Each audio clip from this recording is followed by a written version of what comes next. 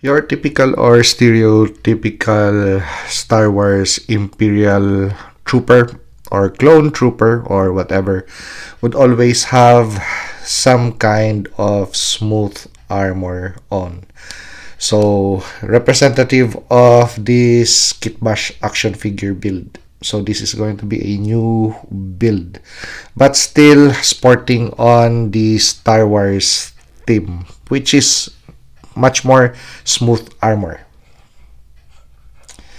Okay, so which makes actually the build really bland. So whether it's different color or a different variant like an ARC Trooper, it would somehow still look the same. So I was wondering what could I possibly do to spice the build up. So I rummaged through my junk bin and found this McFarlane Toys Arkham Knight action figure. And I was looking at the armor and ooh, okay. So the armor looks really cool. Does not look like a Mandalorian. Looks more like a trooper or a clone trooper.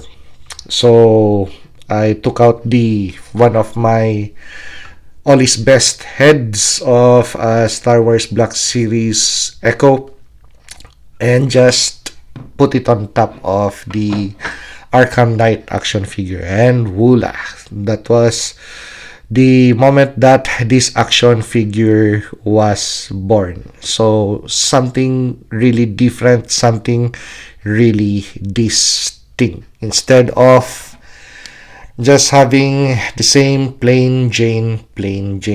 So there are more curves, grooves, and details on this action figure. Plus, the scale is increased from a 6-inch to a 7.25-inch action figure. So more real estate to really do your thing in case you want to really spice up the mall. But I just stayed to something more on the lines of this guy. So it has details on the armor, but at the same time has that plain Jane look. Okay, so that's the reason why I took out all of the side pockets and the grenades. So these pouches are from Echo.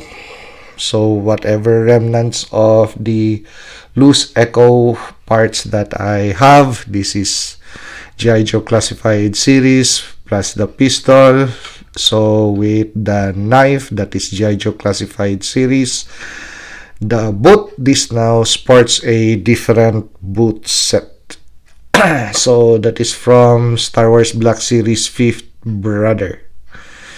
So yeah, so the head unit, that is Echoes, I just took off the paint with simple nail polish. So it would resemble more of a Death Trooper.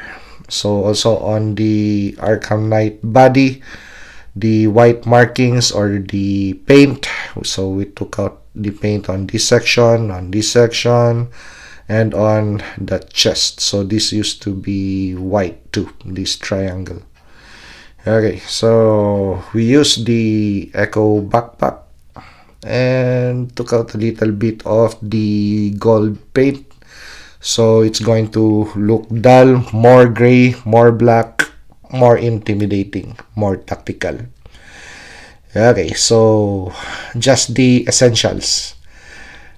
Ammunition pouches for the rifle or the primary weapon, and a secondary weapon or blaster. So this looks like a Star Wars pistol. So we have a lot of this, so why not use it? So that's the reason why we place it on this build. So it's glued just on the man briefs, just a small portion of the man briefs. So it's going to flex out and return as you move the action figure or put the action figure in poses. Okay, so reason as for the primary weapon. Why is it an aliens a Sigourney Weaver weapon? Well, of course, if you take a look at majority of the Star Wars weapons, the ones used in the movie or in the animated series, it's going to be World War II inspired weapons from Germany. So yeah, so why not use American made World War II weapons in a different configuration, which actually this is. So if you are familiar with the Aliens movie, you know that this is a modified Thompson with a underbarreled shotgun. So that's it. And then they just placed a carry handle on top and a retractable buttstock, and they changed how the magazine looks. So yeah, very futuristic. So it appeals to this build too. So instead of a German weapon, we placed the American-made weapon, a Thompson submachine gun with an underbellied 12-gauge shotgun. So modifications actually very little. Just put on the head. So actually this still sports the original peg. So to fit this head unit, you just have to shave off a little bit on this section of the collar, because this action figure would have a quite a raised collar. So just take out your X-Acto knife and cut off this section. And actually you could either place plumber tape or whatever on that ball to accommodate the hole on this head unit. But actually it is already does its thing, so I didn't do any more changes. So it stays in place, looks good, and actually that's the articulation that I really did. Just left and right motion, a little bit of head tilts up and down, but very little because of the design of the helmet. So even if you have a hinge system for the head of whatever body that you use, and you still make use of that head unit, the hinge is not going to work anyways. So that's my reason why it's just okay to have that kind of motion. Anyway, it's just enough for a shooting pose. Articulation in this action figure anyway is very great. One of the best articulated McFarlane Toys action figures. But the design is just very poor. Very large boots. Very small head. Accessories okay with the pouches and everything, but yeah. So, but the base body could be used for anything that you could think of that is armored. So this could be a modified Mandalorian.